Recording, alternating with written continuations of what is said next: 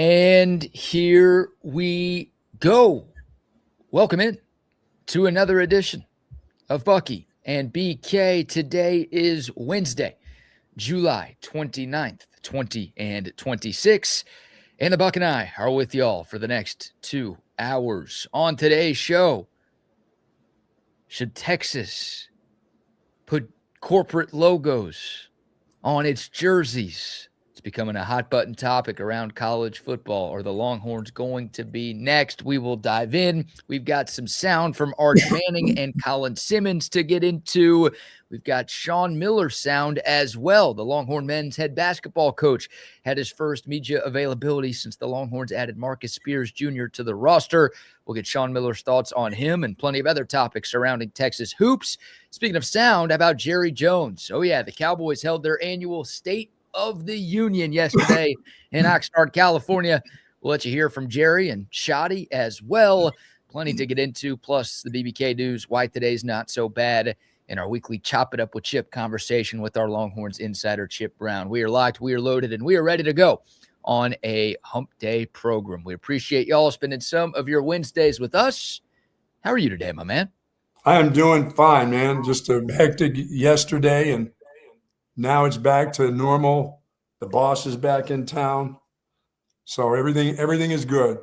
It's been a long 8 days without her around. What is she holding a gun to your head or something? Why are you being so nice?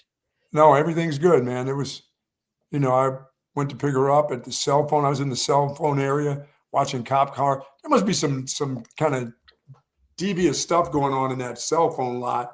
I saw about 8 cop cars going in through there.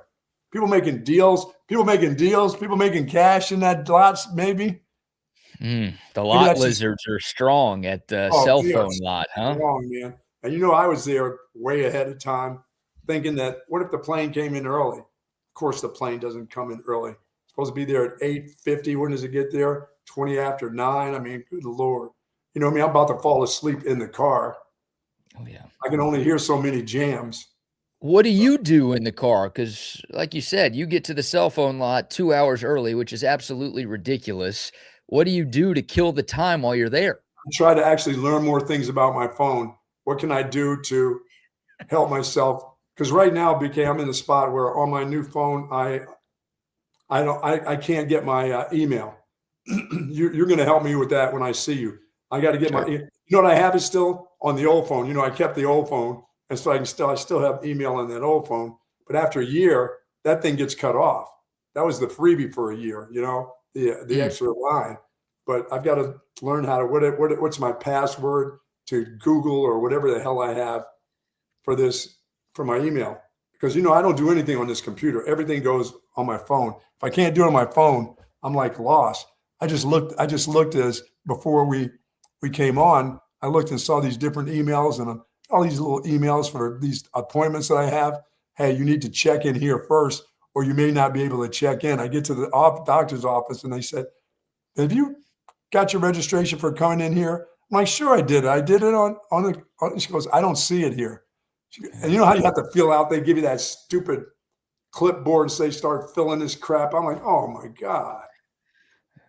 I'm so old. I'm just so old. You're old. Yeah, you got to find a way to get your email on your phone, especially considering the fact that you don't know how to check it on a computer. So you need to be able to have access to it somewhere. Now, I think I can help you, but I don't know your password. So if you don't know your password, there's only so much that I can do. Joyce has it all. She says, I got it all. Here's what you have to do. I don't like my wife playing around with my phone. No, nobody does. Nobody wants their girl. Just ask CeeDee Lamb. Remember that on draft night? His girl tried to look at one of his phones, and he's like, no, nobody wants that. No, I don't look at hers, and hopefully she doesn't look at mine. Like I said, that's a no-no. That's a no-no. That's my business, and it's not up like I'm in the monkey business. But I don't even need any questions like, who's that person? What is that initial about? I don't want any of it. I don't. There's nothing that's devious that I'm doing, so don't worry about it. So don't get on it. Sounds fishy. You'll find it out when you have your live-in about all these little things. Oh, right. Yes, yeah. That's just a part of it. Okay, all right. I hope not. Other than that, You know, my car went in the shop yesterday. All the things that I had to do was worried about picking up my wife at the airport. My car went in the shop. You know, my coolant got too hot. There's a little hole in a hose on my car. I had to take an Uber. My son had to call an Uber for me to go to pick up a rental car for 2 days till they fixed Okay, it. hold on. Let me stop you. Let me stop you right there. Was that the first Uber you've ever taken in your life? The second, I believe. I think I took one when I was in Seattle at one time. This is Okay. the second one I ever took. But somebody had to do that. My son had to call and say, "The girl will be here to pick you up." He goes, "I know you don't have that." I said, "I do have it on my old phone, but I don't know how to use it, but it says Uber right there." But he paid for it. He said, "Dad, anytime you need an Uber or something happens with the car, just call me up. I'll have somebody pick you up. Don't," because I was going to walk from where my car at the auto place. It's like 2.5 miles. Oh And my God. I was telling my wife, and this is at 12:30 in the afternoon. She goes, "You can't walk down Fitzhugh." She goes, "That's dangerous enough." You know, we yelling at bikers. She goes, "You can't walk there. You'll stagger into the road and get run." I'm like, "No, I won't. It's 2.5 miles. I can make that walk." And then I was That's a thinking, it long was walk. so hot. It was, I didn't have my like walking pants on. You know what I mean? They weren't walking shorts. It would have been a long walk. But you know what? Too bad. I'm here. Everything's good. Good day to the soldiers at Fort Hood, Texas, the soldiers in the state of Texas, and all those that fight for us each and every day. Thank you, thank you, thank you for the great job that you do. We all appreciate what you do for us each and every day. And to you and your families, please be safe out there. So your car, we'll get to the sports conversation in a few moments, but your car overheated yesterday, so you had to take it into the shop, and then you almost walked home, but got a ride home, and then you Ubered to the rental car shop. So you got a rental car right now, is what you're telling me. Yes, I do. Okay. And it's good till Thursday. Okay. All right. I'm And glad you're okay. Enterprise is very good to me. I know the Enterprise people out where I am, so I'm very fortunate to have. Which former college athlete gave you your car there? I don't think she was an athlete, but she's been wonderful to me. I went there, bare bottom. Sometimes they don't have a car. You go showing up. Bare bottom? What do you mean? You had no pants on? I thought you just said you were wearing pants. I just said that's when I go to a place like that and I don't make any arrangements and I show up and ask for something. You go to a rental place, you don't know if they're going to have a car or not. Yeah, sure. I've been in there where I've been backed up. There's 3 people there, and it takes like 45 minutes to get through. But they had a car just right. So she said, "You want me to keep this one ready for you for when you go up to Texas OU?" I said, "Yeah, this is the one right here." Nice. It's called a Trailblazer, a Chevy Trailblazer. All right. Yeah, that's a nice, Nice. good SUV right there. Yeah, man, it's good. So now I can go, not worry about anything overheating, just take care of the car. Everything's good. Like I said, if I would have made that walk, I'd have been good too. So There you go. One last random thing, since you brought up the move-in situation and your spouse wanting to check your phone situation, because I'm sure that's something a lot of guys and gals have had to deal with over the years. Big thing. I'm curious if you experienced this in your relationship, but the lady wants to be able to track my location. You can do that on these smartphones now, like track where the other person is at all times. yeah, I'll just say this: And I've been tracked before. okay, yeah, I I want don't no have part it of that. vice versa. I'm not letting it happen. Like for years, I'm like, no, we're not doing that. And I track her, not because I wanted to. She's like, I want you to know where I am just in case something's wrong. Yeah, But no, she's like, all my friends, we all know each other's locations, this, that, and the other. And I'm like, yeah, no, no. you're not going to know where I am. We're good on Well, you that. know me, and you know how I disappear, and how many times I'd leave the house a day and Right. go places, and I could be gone for an hour. I could be gone for 2 hours. I could drive down to Retama, you know, Yeah. without saying a word, just like it's nothing. I go down there for 3 hours, and that's not a big deal to me. Yeah, I've been tracked to Retama before. I don't think she tracks your location though, right? Like otherwise that would have solved some problems. Remember the Texas OU situation from last year. Yeah, Maybe a good thing for your wife to be able to track where you are at all times. but I don't do that. I'm not playing that game. I'm not tracking her down. Okay. If Yeah, you're no, somebody that you won't do that, you won't do that yourself, because it does. I mean, if somebody wants to screw around on me, so be it. I'll eventually find out somehow, but I'm not following anybody. That's goofy.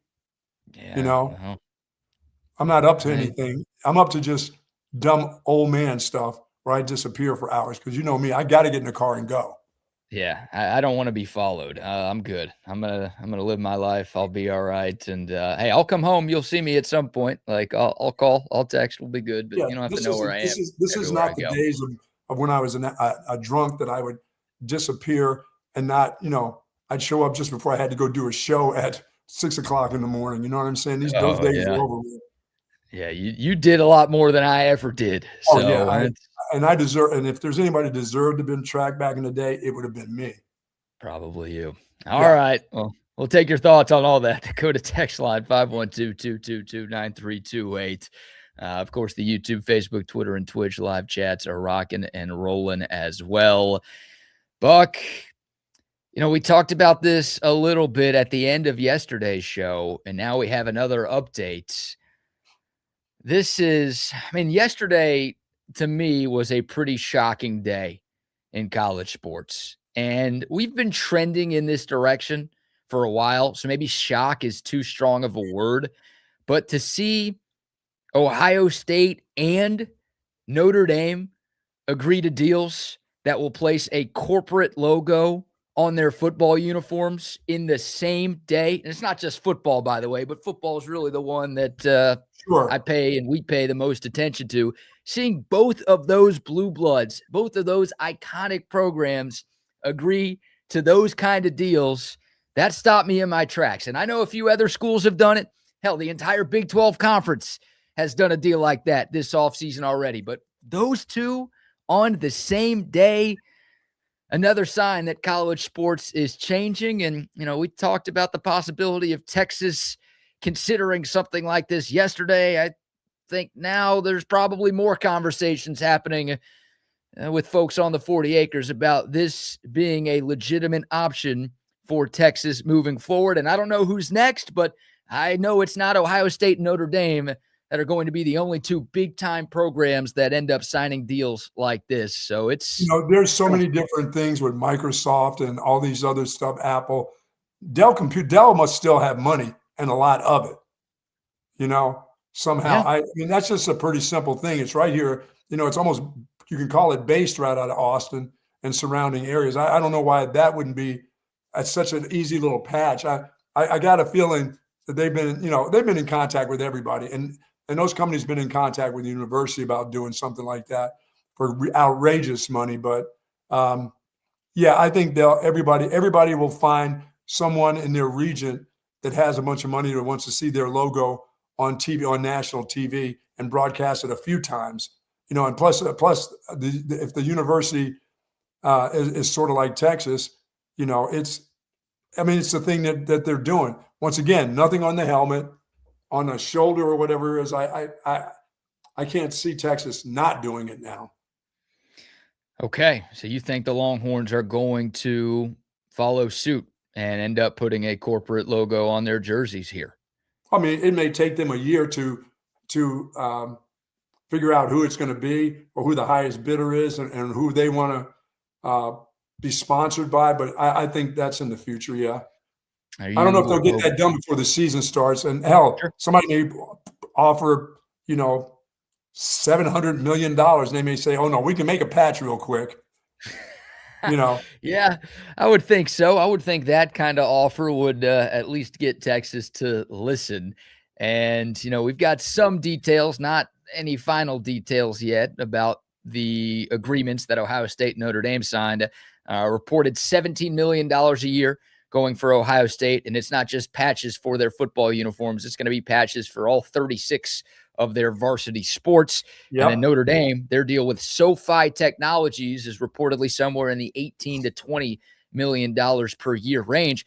And by the way, neither of those are local companies. Like JP Morgan Chase is headquartered in Manhattan and SoFi is headquartered in San Francisco. So it's not like, oh, we found a local Ohio company or a local South Bend company to get these deals. Obviously, those types of brands, they're big enough to where they could attract big time companies from all over the world, and the Sure. University of Texas, I would argue, is a bigger brand than either of those two. Yeah, I mean, I was just saying a local sort of makes sense, especially when the locals are as big as Dell or Indeed. I mean, just seems like it's pretty simple.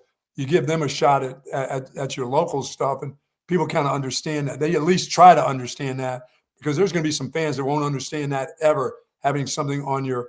But it's just the way of the world. I mean, it's just changed like everything else in sports. Everything changes, and that's a part of the change. The helmet will never change, and I think the helmet won't change even in some of those. The Ohio States, the Buckeye thing is not. They're not going to place anything amongst those Buckeyes, and they're not going to ever play. Never say never. I was going to say, I don't know how you can ever say never, because for a long time it was nobody would ever put a patch on their uniforms, and now here we go. We got Ohio State, Notre Dame putting patches on their uniforms. I know for advertising purposes, but they have put patches for ex-players, death, things like that. Patches have been on uniforms before. Right. Well, not a corporate logo, though. Yeah, not a corporate logo. But the 25th year of college, football and something like that, or the 250th year celebration or whatever, those things happen, and people don't seem to mind that. The corporate part they hate. Well, yeah, somebody's going to pay some bills, and you want to keep having these teams and supporting these student athletes.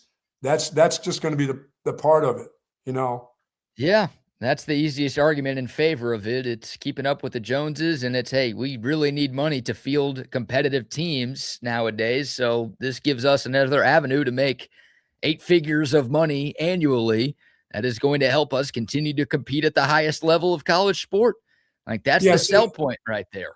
Yeah, I think places, people, because we're the locale of University of Texas, people talk about HEB. Yeah, I know they have a lot of money, and they're in more than just the state of Texas, but you want national brands. You want something that's just about everywhere. Indeed is everywhere, although they may be based here. Dell is everywhere. Like you said, Chase, Morgan Stanley and all that stuff, Chase and all that stuff. That's it may be at Notre Dame, but that's a worldwide deal. These are worldwide corporations that we're talking about.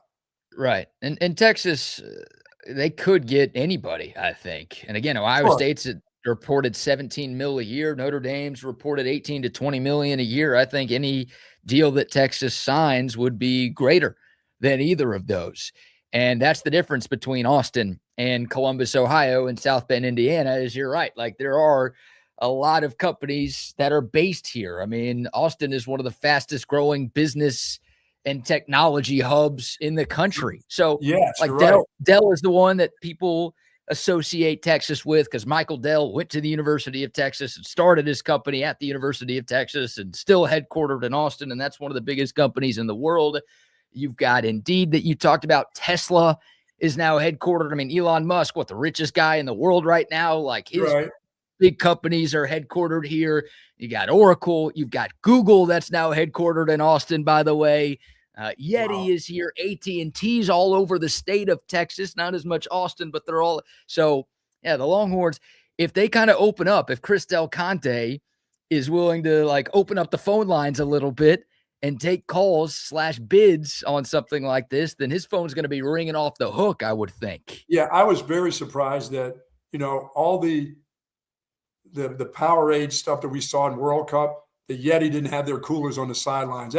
That surprised me. I'm thinking, my God, what an opportunity for a company like Yeti, and all, especially, being held in North America. I thought for sure that I was going to see Yeti coolers on the sideline, and everything that was on the sideline. Was it Powerade or Gator? It was Powerade, I believe. Okay.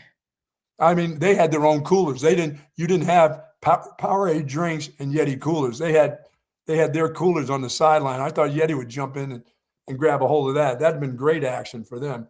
Now, I know they do the local MLS and all that stuff, but that was an opportunity. That was a huge opportunity. Well, and World Cup money is probably more than this kind of money that we're talking about here. Goodness. Yeah. I don't know about FIFA's that. Trying to make money. FIFA's trying to figure out a way to make more money off of these ventures in World Cup. And now everybody in soccer is getting pissed at them because you know how credible FIFA is. Hey, thanks for giving us Flo Balogun. That really helped you guys for that. Yeah, I wonder what happens next. I wonder what's the next big school to make a decision like this. And again, it's coming. And it's sad to me because it's just another sign of the changing landscape of college sports, and is nothing sacred anymore. Like, No, really? The uniforms? Can we not touch the uniforms? Like, I would love to have my cake and eat it too. I would love for Texas to somehow raise all of this extra money that these other schools are making and still find a way to keep their uniforms clean and not have a corporate logo on there. I just don't know if that's possible nowadays, but it's just with all of the changes that have happened to college football, it's almost unrecognizable now. And now I'm you've thinking got my this coming on, and it's just like, when does it end? I'm How many trying to think times in my mind, BK. I'm trying to think in my mind. The helmet is the sacred cow of all the schools. It just well, unless maybe it somebody is for now, but I don't know. Like, if someone, I'm not saying like you'd remove the Longhorn or anything, but on the back of the helmet, if no, it's still Dell wants to sacred. put a little circular logo right above the American flag that they keep on there, like, I'm going to say nothing goes on that Ohio State helmet or the Michigan helmet or some of the other. It's just Georgia's helmet. Georgia's not going to put something with the G. They're not going to put anything in the back of the middle. They're not going to do it for the money. They're just going to say, no, we can't do that. If you want us to put it on one of our butt cheeks, we'll do it on our pants, but we're not putting it on our helmet. well, you say that now, but I I know. think at some point we're probably going to get to that. Well, If, the money's going to keep getting bigger. Yeah, you're going to have to. Yeah, you're going to give up something. I'm going to say that the Texas Longhorns, I won't in my lifetime, they won't have anything on their helmet. Period. When will it end? That's the question I've asked 1,000 times with all of the changes surrounding college athletics over the last 5 to 10 years. When will it end? And the answer is not anytime soon, it There's appears. no end. There's no end to it. There's no end. You know, guys with their mouthpieces will be next. They'll be smiling and have commercials on their mouthpieces. Well, okay, let me ask you this, because some of our audience right now is talking about a field sponsor. We've already seen some, obviously, professional sports teams. They're all sponsored by somebody, right? Sure. We've already seen some college teams sell their stadium names to a sponsor. I mean, Texas baseball is UFCU Dish Falk Field, so it's happened at the University of Texas. Right. Of course, we've talked about the human deal that the university has, where you've got that human logo on some of the playing surfaces. But at some point, is Darrell K. Royal not going to be Darrell K. Royal? Is that going to be up for sale too? It'll always be Texas Memorial Stadium. It'll always be something Texas. That part's not going away. But would they sell off the naming rights to? Well, they got enough names on it. They've got Ricky Field, Earl Field. They got enough names. They're going to run out of names. Yeah, Campbell Williams Field at Darrell K. Royal Texas Memorial Stadium, I believe, is the full-on name for where Texas plays football. I think the naming of like we had the Red River Shootout. I think those things are going to be on the fields of play of the teams. Like eventually, up at the Cotton Bowl, it's going to be somebody's going to sponsor. It's going to be that logo is going to be on the field. It's not just going to be a game between two rivals. It's going to be advertised so that you see it on that field. There's no advertisement on that field right now. It's just the whole split in half. Something's going to be on that field here shortly. I feel like there already has been. No, I think there's been an AT&T logo. Yeah, it's been the AT&T Red River Showdown the last couple of years. So we've already done that. And here's the thing. Like, I don't want it to happen. I feel like the majority of Longhorn fans don't want it to happen, right? We like the uniforms the way that they are. It's an iconic look, one of the cleanest looks in college football. The burnt orange and white, you can't beat it. But it's like, I'm not going to stop being a Texas fan because of it. You're not going to stop being a Texas fan because of it. Our audience is not going to stop being Texas fans because of it. If that's where you draw the line, that's absolutely crazy. You're entitled to your own opinion. You fan however you want to fan, but the university knows that. So, yeah, people might bitch and moan on social media and be annoyed. Sure. And, it's an eyesore. I'm not saying it's not an eyesore. I'm not saying it's not annoying. I'm not saying it's not disappointing. But the university knows, and Notre Dame knows this, and Ohio State knows this, and everybody knows that, like, their fans are not going to stop being fans. They're not going to stop spending money on tickets and concessions and gear because there's a corporate logo when their teams are playing games. So yeah, oh no, that's not going to stop you from being a fan or being a part of that. It's just going to get to the point of you're going to annoy somebody who's very prominent in your fan base. But I don't know how many one persons there are of that you can say goodbye to the kind of money that you're being offered. I just hope it never happens to the helmet. I mean, I worked for a guy who wanted to change things at Texas, and that guy, after winning a Big 12 championship the following year, didn't have a good year, and he was gone after winning a championship because he wanted to make some maneuvers, I think, with the helmet or something, or with the uniform, and that got out, and that dude was gone. Yeah, that's what the thought used to be, and that's what the thought was for a long, long time. Like we've talked about alternate uniforms for Texas, right? Like, would they ever wear a black jersey for a game or a gray jersey for a game or do some sort of alternate deal? And just the thought of that for like one game made people mad. So that's what it used to be. And now it's obviously these jersey patches. It's not like it's a one-game thing. It'd be like, no, every game this would be on your uniform for the duration of the agreement. Like that's now, I mean, I saw Notre Dame fans bragging about it yesterday. Like, we got more than Ohio State did. And I'm like, really? That's where college sports is now. It's all about the money. So well, I'll say this. As sacred as that helmet is, I think it'll stay sacred till the very bitter end.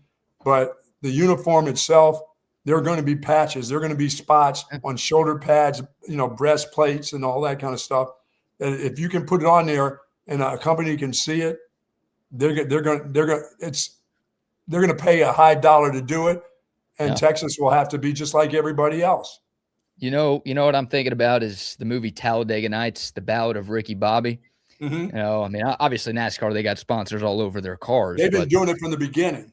They've been doing it from the beginning. Good on them. They were ahead of the curve here. Way ahead, yes. But there's that moment where Ricky Bobby has that giant Fig Newton sticker over the windshield. I'm thinking, some of these players wear visors on their helmet. Are we going to get like a giant logo on the visors of the helmets? Well, I think there could be a possibility. Well, and that would be up to the universities, individual, NIL deals and stuff like that. Are you going to be able to have individual things that don't affect like on the uniform? I mean, if you're a guy who has a visor, can you have something in the corner of the visor that can be seen? And they're going to say, well, that's not suiting the purpose. That thing is screwing you up.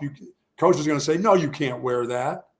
Oh man! But they're going to be individual deal. They're going to be individuals that sweatbands and things like that, and like I said, mouthpieces that say, Hallmark, hi mom from Hallmark or something. Well, I mean, hey, that's real NIL. That's not pay for play. What's happening now is pay for play. You actually agree to deals like that, then that's the spirit of the rule, isn't it? Oh, dude, if I could have a mouthpiece that said hi mom and Hallmark would pay for that, you don't think I'd have that deal? You don't think if I was a kid I could have that deal with a big smile? Hell, they don't even wear that mouthpiece anyway. They just chew on it anyway. But if you had one that said hi mom and Hallmark said, here, we're going to pay you this year, we're going to pay you $1.5 million to smile and say hi mom. Give us at least 5 smiles a game. You're the quarterback. You're the wide receiver. You're the running back getting the ball. Come out of the pile with a big smile. You don't think you'd do that as a kid? Of course you would. I mean, we kind of do that now with our sponsors on this show. What do you mean? Sure. That's I'll get a mouthpiece. These pearly whites. I'll stick something on there. Come and get it. I love it. Yeah, but I just think I hope that the helmet will stay sacred forever. But once again, never say never, because never say never. That's when it shows up. Yep. I hope the jersey will stay sacred forever. And as of now, it still is, at least the University of Texas jersey. But again, Ohio State and Notre Dame, it's not like they were the first two. There's dozens of schools around the country that have signed deals like this. And again, and how bad does the Big 12 look? We touched on this a little bit yesterday, but their deal with Monster as an entire conference is netting them $20 million a year for 16 teams. And Notre Dame by itself is getting $20 million a year, or at least very close to it. That's going to come out to the silliest deal of all times, that Big 12 deal. You watch. And we knew it at the time. Everyone at the time was like, oh, man, they got fleeced. Like, what were they thinking? And then now, obviously, a couple weeks later, it looks somehow significantly worse. Oh, yeah. Another reason to be happy to be out of the Big 12 conference. That guy continues to have no idea what he is doing. So we'll take your thoughts. We'll ask Chip Brown. Maybe he has some inside information about whether or not conversations like these are happening down on the 40 acres. We'll get his thoughts on all things Texas Longhorns at the top of the hour. We've got some Dallas Cowboys conversation to have. Jerry Jones has spoken for the first time in a while, hinting towards a potential trade for the Dallas Cowboys, like between now and the start of the season. We'll get to that. We've got some Sean Miller audio as well. But before we go any further, Buck, how about our first round of sponsor shout-outs? Folks, Relax the Back embraces a holistic approach for a healthier lifestyle. And, of course, my back couldn't be happier. I'm in my Relax the Back chair right now, and I do love this chair. Over 20 years in this chair. I just won't give it up. I know they've got new chairs over there, new recliners, new office and desk for stand-up desk and stuff. I just won't give up this chair.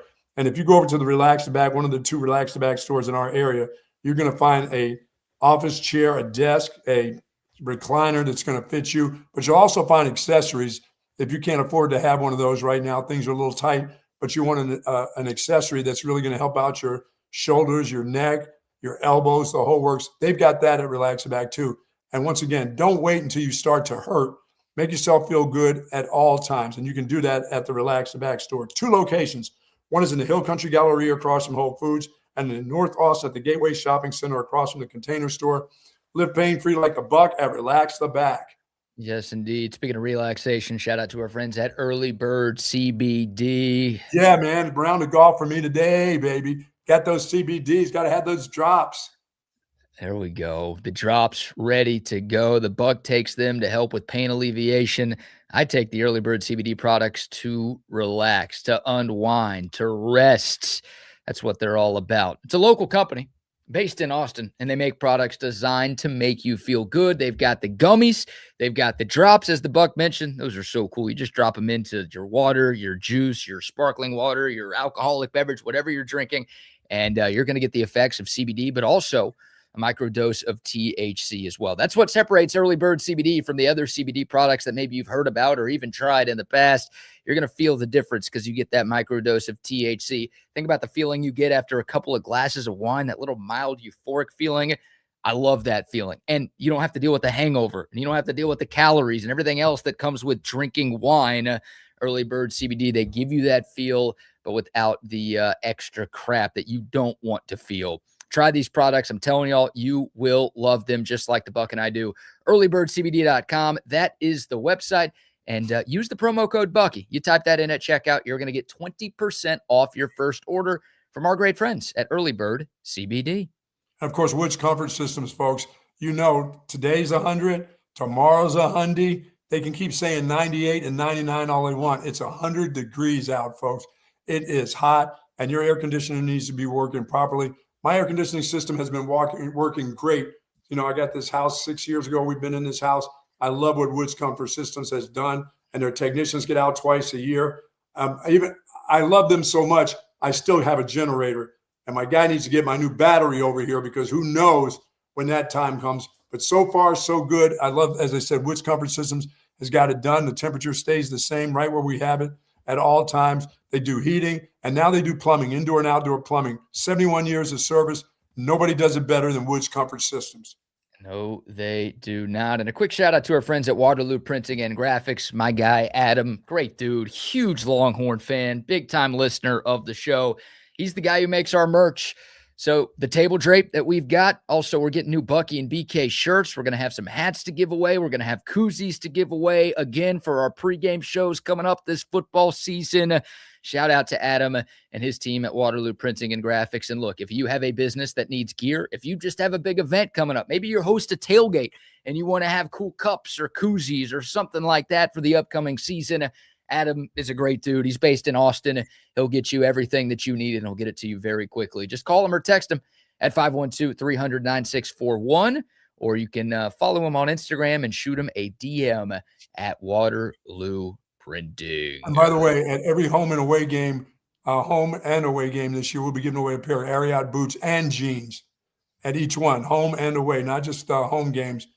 But home and away games, you know, come visit with us for a couple hours, hang out, get an opportunity to win those boots and jeans. Boots Nice. and jeans? We're giving them both away together? Yeah, together. I got plenty of those from the folks at Ariat. Oh, those aren't cheap. No, that's a nice comment. Just put your name in the kitty and we'll pull that out and at the end, and those belong to you. We're gonna need some mullet open rigging so I can get some of Uh-oh. those, you know. I got one. If you need it now, I still have, speaking of mullet open, I still have a couple left over. I've There got you boots go. left over. And Nice. I've got boots and denim. I got one of each.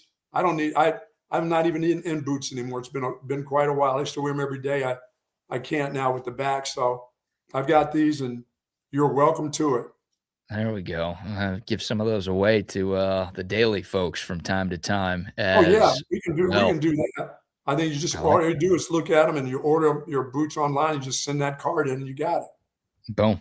Simple as that. Simple Yeah. as that. I'm looking forward to pregame. I'm looking forward to being down at Schultz's Beer Garden for the home games again and seeing those Gator fans come in there. They'll have big smiles on their faces, although they left with big frowns the last time they were in Austin, but they'll be smiling after last year. You know that. Oh God. Yeah, I want to win that game Hey, so bad. they're just as bad too. They don't bark, but they do a lot of this crap. Not like every game on the schedule I want to win, and of course winning by a lot is more enjoyable than winning by a little. Now you take your wins how you get them, especially with the schedule that the Longhorns have this year. There is no game that I want to win by a lot more than on October 17th when Florida comes to town. Like, yeah, beating Ohio State by a lot, that would be awesome. Beating Oklahoma by a lot, again, awesome. A&M by a lot, again, awesome. I would like to beat Florida 100-0 this year. Oh my God. I want to set records. Disrupted the season, huh? I want to set records, not just school records, but like national college football records for the largest beatdown in the history of Division I college football. I don't expect it to happen. That'd be crazy, but that's what I want to see on October 17th. I want them to run out of fireworks. No more cannonballs, no more blanks to shoot out of Smokey. I want the band. I want someone to pass out in the band because they're so damn tired of playing the fight song because Texas is getting into the end zone that much. That's really hurt last year. That hurt, didn't it? Yeah, it really did. It really did. It was so embarrassing.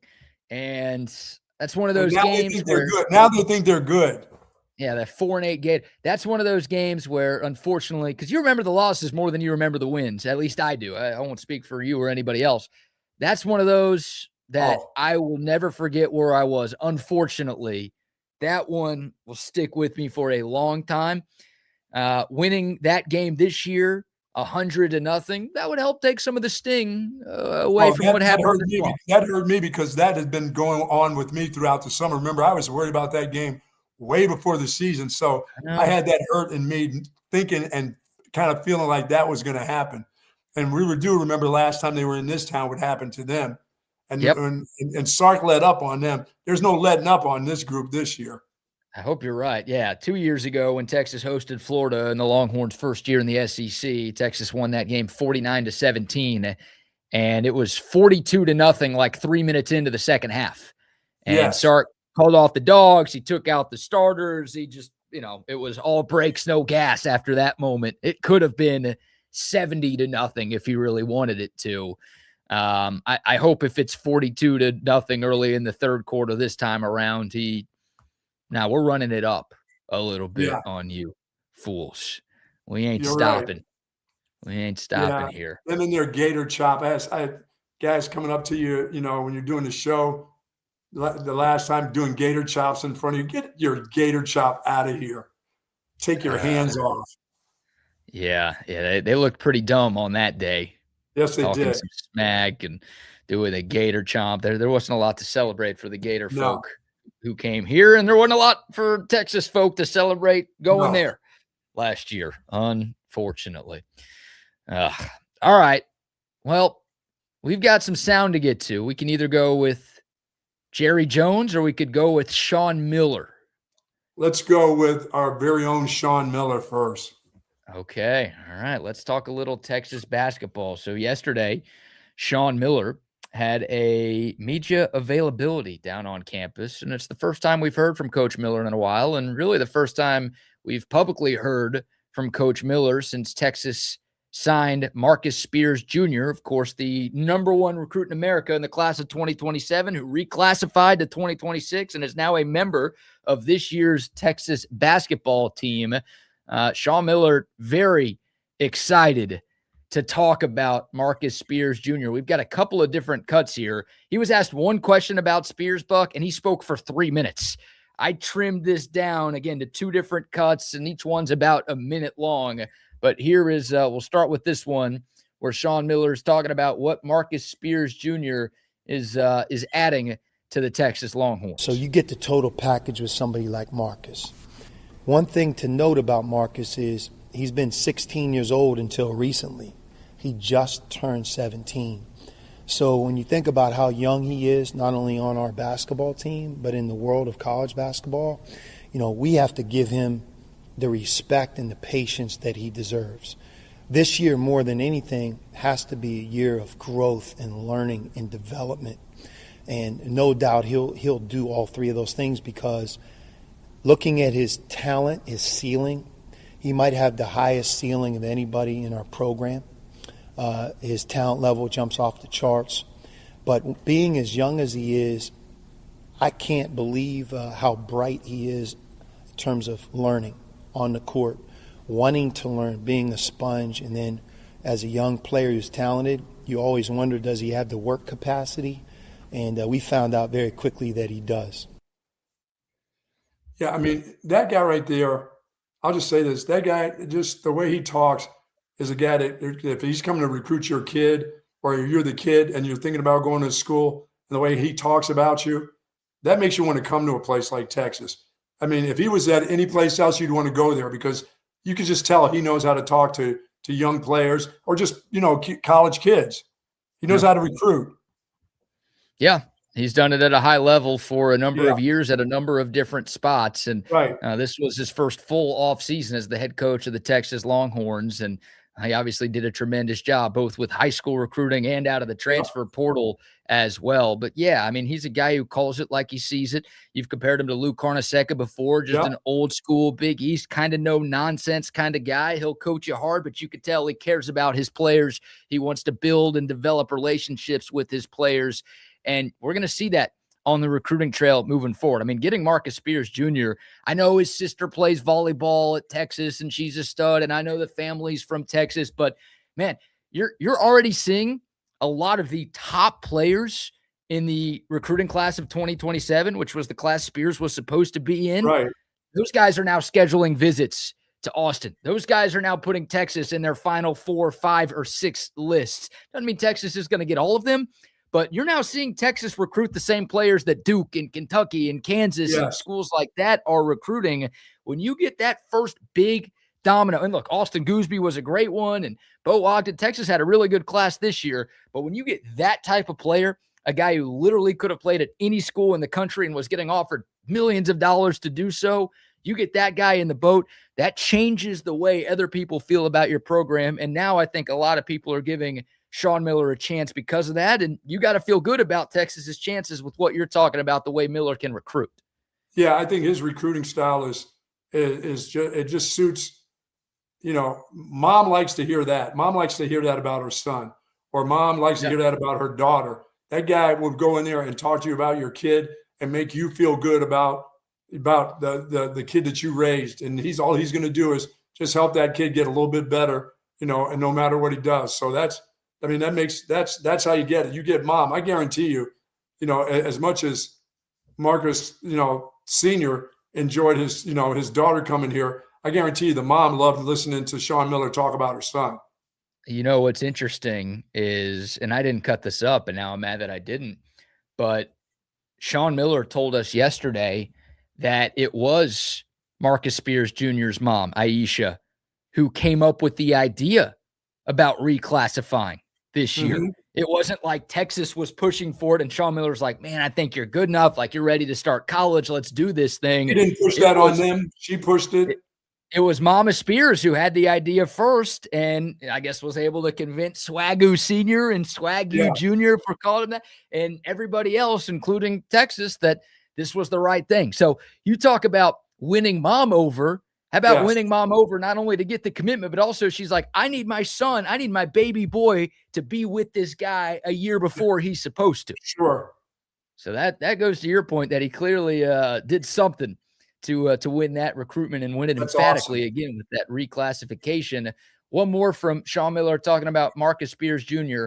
First of all, by the way, him saying he's got the highest ceiling of maybe anyone on the team is insane because this roster is absolutely loaded. I mean, there's all conference players, there's future NBA players all over this team. And for Sean Miller to come out after just a couple of weeks of working with the young man saying like he might have a higher ceiling than anybody, that to me is noteworthy. But you heard Sean Miller use the word development there. And he started off that cut saying like he just turned 17 and he's going to be 17 for the entirety of his first year. It almost felt like maybe there was some break tapping there, like, hey, temper your expectations. Sure. Here's Sean Miller talking a little more like, yeah, he's still developing, but don't get it twisted. This is a guy who can help us out right away. If you're a fan of our program, if you love Texas, you're going to really love watching Marcus develop.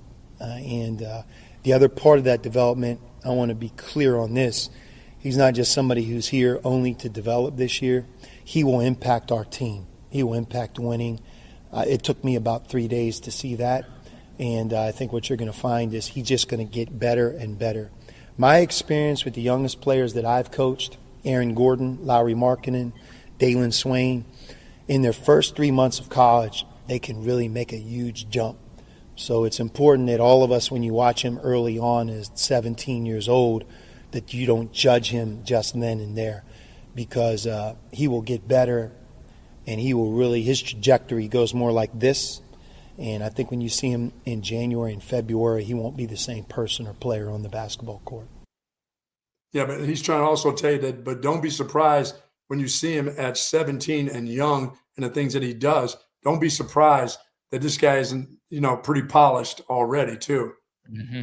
Yeah. Look, there's going to be a learning curve, of course. Sure. And we're talking about a 17-year-old who's going to be going up against 22 and 23-year-olds. I mean, grown men. So there's going to be some challenge there, of course. But yeah, like you said, and like Sean Miller said, like, no, this guy is going to impact winning for us this year. It took me just 3 days to see that, no, this is a player who is good enough to be a major contributor on a Texas team that has a bunch of proven collegiate players. There are no seniors on this team. There's not any 22, 23-year-olds, but I mean, Modest has played 2 years of high-level basketball. David Punch has played a couple of years of high-level basketball.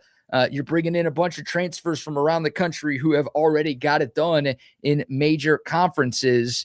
And Marcus Spears is not only like, I'll play some, he's going to be a serious part of the rotation this year. So, man, I'm excited. I mean, clearly Sean Miller was excited to talk about him, and I was already excited about Marcus Spears, but now hearing what the head coach has to say makes me pumped to see what this guy can actually do. And yeah, that's like, he's going to get better between now and the start of the season. And then when the season starts, like, he'll get better month by month to where, okay, by the time you get to February and March, the most important time on the college basketball calendar, this could really be a difference maker for your team and a key piece in the Longhorns potentially making that deep run in the NCAA tournament that we all covet. Yeah, I mean, his growth will be, it's going to be pretty quick because he's going to get some pretty good coaching. Plus, he's got some tough guys that he'll be practicing against. He's got some veteran guys that have been around, those kids in the portal, those physical 6'7", 6'8" guys are going to be teaching him some things early about physicality. And that guy's been playing at A8. He's been playing with physical guys for a long, long time. Yeah. Yeah, he's been going up against the best of the best in the high school ranks and obviously more than held his own, which is why he was as highly ranked as he was on the recruiting circuit. And yeah, look, he's going to be battle tested. The Sean Miller practices are not easy, and there's a lot of talent and a lot of size and a lot of physicality on this team. And look, I know the guys in the locker room are happy Marcus Spears Jr. is there. Like, they want to win, and they know he's a great player who can help them win. But also, they don't want to lose their jobs. They're going to be competitive. They're going to be working their tails off. Yeah. To I don't want to lose playing time to some guy who really is a junior. They don't want to be doing that at high school. They don't want to lose their jobs to that dude. Hell no. And plus, Marcus Jr. is not going to be crossing the road like he's not supposed to. How many times is he going to cross that road? How many times is he going to be told not to cross the road? Now, if I tell you not to cross the street, and I keep telling you, and I say, I swear, whatever you do not cross the street, and you do and the bus hits you, I'm going to take responsibility as your parent. But damn it, how many times do I have to tell you not to cross the street? How many times do I have to tell you not to use my stove? Okay, even if I go away for 8 days, even if I go away for 8 hours. And how many times do I have to tell you, don't turn it on? Don't do it. Don't think you can go buy your pans at Marshall's and then throw them away and use my stove. I don't want to. I'll know if you use the stove. I don't have that sound. I don't remember what Sean Miller press conference that came from. Oh, wait, that's your wife's press conference at home, isn't it? Or where she leaves town. Yeah, she'll give you that one. Does she ever give you this? We will foul the living out of you. Yeah. She goes, I will beat the living you-know-what out of you if you do use that stove. Don't touch the stove. Oh, man. All right, more sound here from Sean Miller. Look, this is something that you and I have talked about. This is something that everybody who covers Texas, this is something that everybody who roots for Texas basketball knows. But Sean Miller actually said it yesterday. He was kind of asked, how last year's NCAA tournament run to the Sweet 16 helped kind of lay the foundation for Texas to do what they did this offseason and build a team that a lot of people think is going to be a preseason top 10 team in college basketball. Here's Sean Miller talking about that. I'll start first with how we ended last season. Last season's ending gave our program tremendous momentum. As much as you like to talk about the totality of a college basketball season, so much of our game is wired for March Madness, whether we like to admit it or not. It's really not fair when you consider it's a 35 to 37 game season and it begins in the summer. But those 4 weeks in March, 5 weeks, first week of April, it captivates the world that loves the sport. And we were playing our very best. Guys like Tremont Mark, Jordan Pope, Dalen Swain, Modest, Kendall Weaver, those guys, they rose. Like our team came together, and because of how it finished and the level that we were able to play at, it gave us a tremendous, I think, runway towards the next season. So, number one, we had a strategy in the portal. We really wanted to make sure that our guard position, our forward position, and our center position were intact. And we wanted to create experience and depth and really build a team that could compete for the top prize in our league, the SEC. It's cool listening to him because he sounds like a guy who's very confident in his abilities to coach and go do the things that he needs to do. Now, I know he's done it everywhere, but, we're talking about Texas basketball here. We're talking about you and the other 20 guys that you have got gathered together that believe in basketball. But he sounds like a guy who's he believes in what he can do. It's like that. Who was the football coach that just came to one of those colleges and said, it's going to be about me. I'm the guy who can change everything here. Who said that? What is it? Will Stein at Kentucky. Will Stein. Yeah. He's why is Kentucky going to be because of me? I mean, he just sounds like he won't say that, but his if you listen to him, he really believes in what he can do as a coach, and his staff and what they can do. And he's done it everywhere, I think you should. And look, I know people kind of view this as a negative stat, but there's a lot of positivity in the fact that Sean Miller has more wins than any active college basketball coach who has not reached a Final Four. And again, some people will look at that and be like, well, he hasn't got to the Final Four. Is he really that good of a coach? But it's like, that's a big deal to have that many wins. And the guy's won 508 games in his career, and he's got a lot more games to win. And his story is not over. His book is not finished. He can still get to that Final Four. This dude's won a lot of games. He's been conference coach of the year multiple times in multiple conferences. He's made deep tournament runs. He's recruited at a high level. Like, yeah, he should be confident. I'm confident in him. he should be confident in himself and his abilities, and he's put together a really, really good staff, and he's got great resources and backing at the University of Texas. So, yeah, like I don't want to coach who's scared. I don't want to coach who's like learning on the job.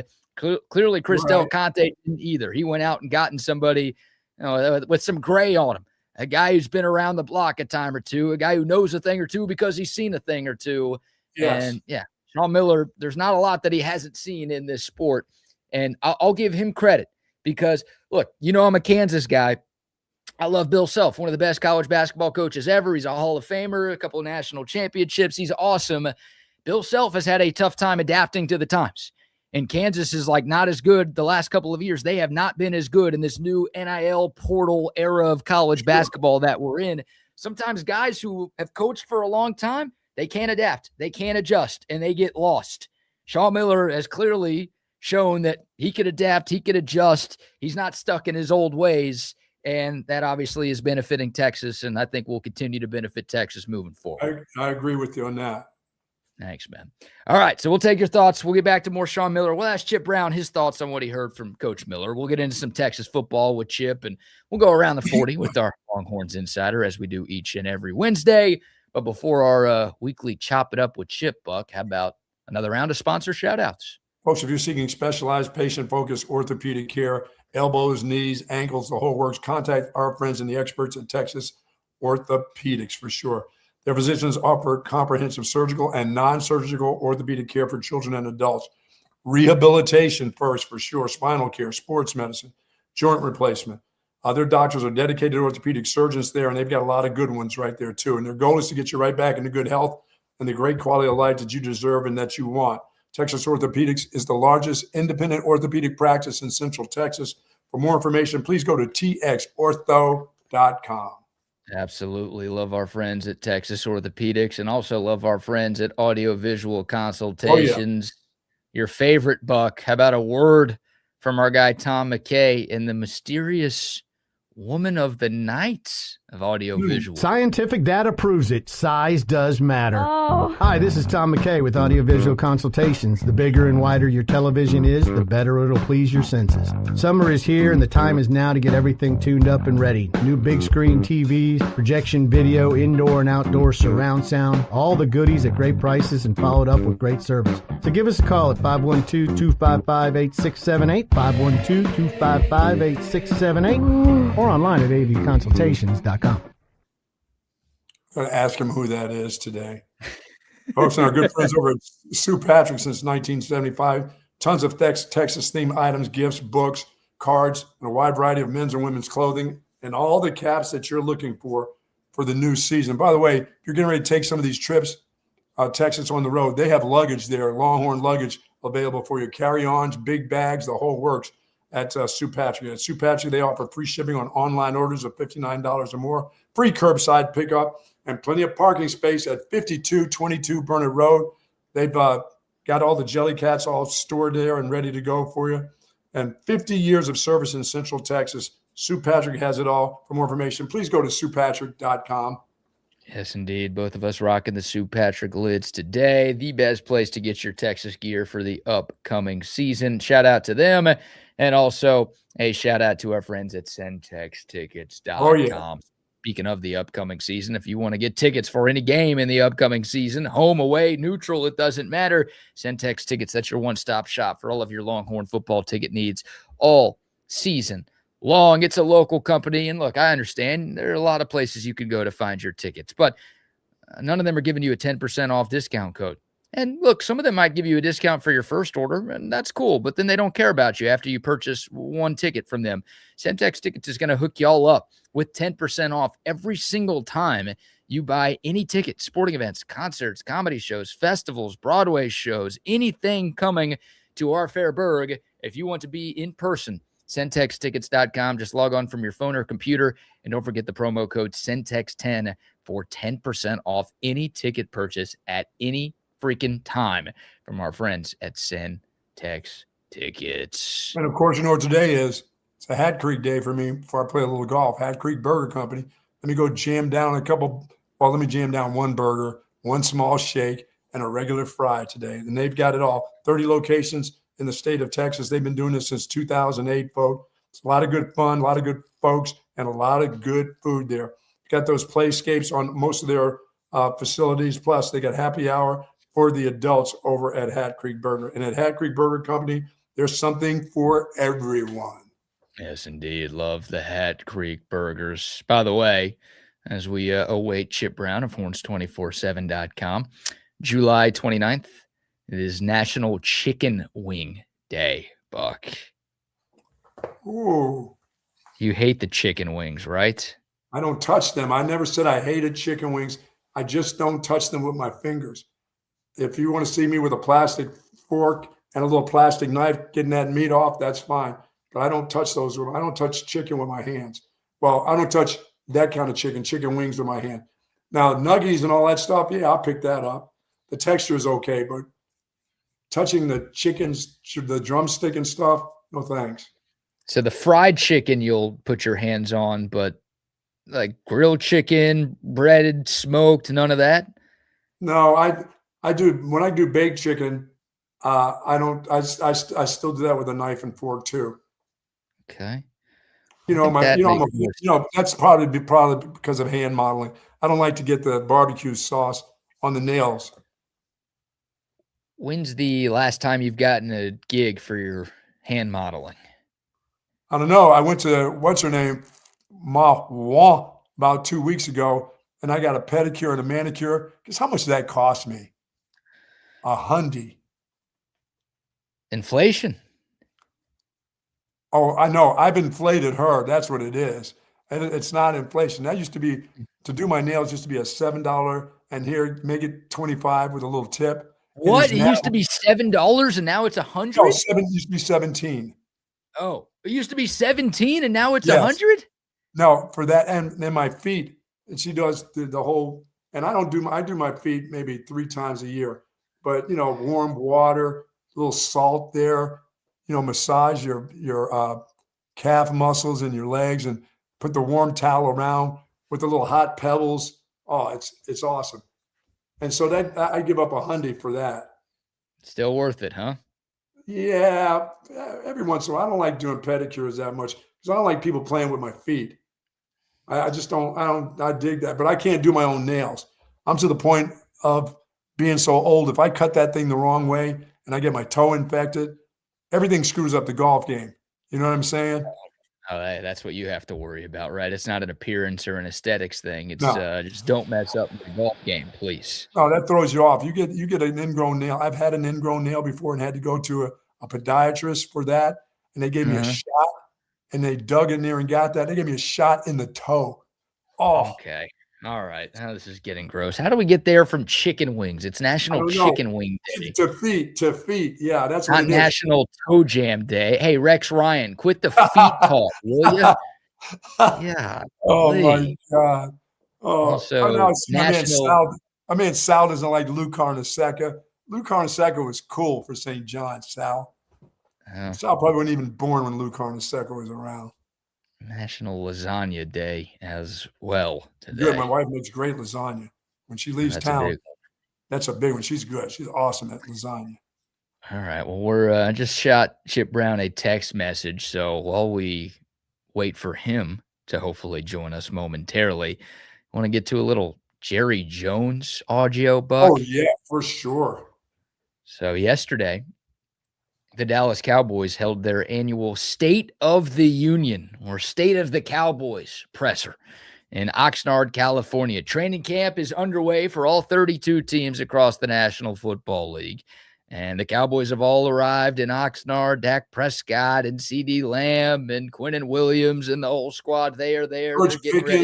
George Pickens is there. George Pickens is there. Yeah, playing on the franchise tag this year. As of this point, no distractions, no holdouts, no nothing. He's there with the team. And obviously we inch closer to the start of the 2026 NFL regular season. But yesterday, for the first time, really since the NFL draft, we got to hear from Jerry Jones. We got to hear from Stephen Jones. And we got to hear from Brian Schottenheimer. Now, I didn't cut up any Tommy Boy quotes because I don't really care what Stephen Jones has to say. But I do care what Jerry Jones has to say. Not because I enjoy what he has to say, but because he always gives you something good, Buck. And we got a couple of different cuts from Jera. Maybe the most eyebrow-raising thing that he said yesterday was that the Cowboys may still be in the market to make a trade before the season starts. Feels like most of the offseason is done. Most everybody has made their signings. Obviously, we've had the draft and a bunch of trades. It feels like everyone should be kind of happy with what they've got. But here's Jerry Jones talking about the Cowboys potentially making one more move before kickoff. One other thing I'd say that Stephen was commenting on is, candidly, I'd be very interested. I'd give up future to add substantive to where we are today as to a player, to give you an idea about would I invest something substantive to get the right kind of deal to improve us opening day. I would. I feel that good about this team this year. And of course, you know that I haven't seen this team play together. And so, but in general, looking ahead, I think we've got a chance to be worthy of spending some future if we saw an opportunity. Are those kinds of conversations that are ongoing, or is that something, hey, let's look at the first 2 weeks of camp and then address to see if you want to put something substantial? I talked to yesterday. I talked about a situation yesterday with another team and another owner. Yesterday. In other words, I got some scrubs now that I'd like to get rid of if I can. That's exactly what he sounded like. That didn't do me any good. He sounds like a guy who's trying to sell a bunch of garbage to somebody to pick up some more garbage. No, thank you. I'm not buying it. Jerry Jones. Yeah, that is so Jerry Jones like. Hey, I got a bunch of scrubs that I'd like to get rid of. Maybe I can get another scrub in return. Come on, I don't know, man. Substantive. You don't think that's trade? They still have some extra draft picks. I don't know what I have now. Yeah, you do, Jerry. You got a bunch of junk. You know exactly what you have. You got a bunch of garbage with some new players. So what are you going to do? Try to get garbage out, garbage in? Nobody's buying that. Yeah, we'll have to pick this up a little that's later. That's a division winner right there, and I'm picking him as the division winner. I know but I'm not buying that talk. Well, it's pretty funny. Jerry's like, I feel really good about this team, and then he almost like gives you reason to not feel good about this team because he's like, well, I haven't seen them yet. Like, I feel really good about what we have, but I haven't really seen any of these guys play yet. But we've seen the majority of them play, Jerry. Yeah. All right, we'll pick up the Cowboys conversation. We got more sound from Jerry Jones and another classic Jerryism that we'll have to play. But joining us now, as he does each and every Wednesday, it's our Longhorns insider, the man, the myth, the legend, Chip Brown from horns247.com. Our weekly Chop It Up with Chip segment presented by our great friends at Cover 3, the best sports bar in town. Of course, C Breezy rocking the Cover 3 hat today. Chip, what's going on, my man? What's happening? Are you ready for DeMarvion Overshone and D Winters to anchor that linebacker core? Come on. I got them as the division winner this year. I mean, yes, there's some things to like. I love Caleb Downs. If they can run it, Chip, if they can run it like they did last year, another year with George Pickens trying to make some real money next year, look out. And the defense, once again, here's one of those statements where a lot of people say, don't they have to be better on defense? I mean, can they get worse? They have to be better. Yeah, they can't get worse. I can't put up with another season of that garbage that we had to watch in 2025.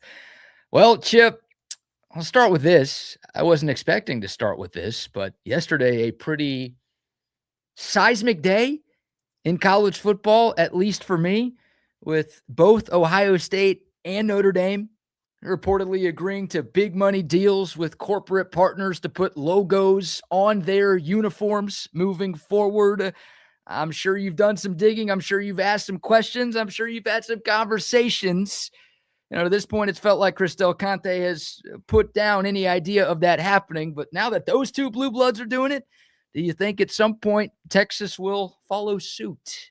I think it's more possible than it was 2 days ago. And this is something that, Chris Del Conte's not even put the KD logo on the basketball uniforms, but he was reluctant to put logos on the football field, and Human has its logo on the football field. It is certainly a way of life now, with professional teams doing this as well. The Lakers, the Yankees, organizations that you'd have never thought would, put a logo on that brand. But here's the thing. The cost of doing business in college athletics is going up so fast. I mean, it used to be that, 300,000, 600,000 was a lot to give to a football player. Now we're talking millions, 1.6 million for a linebacker.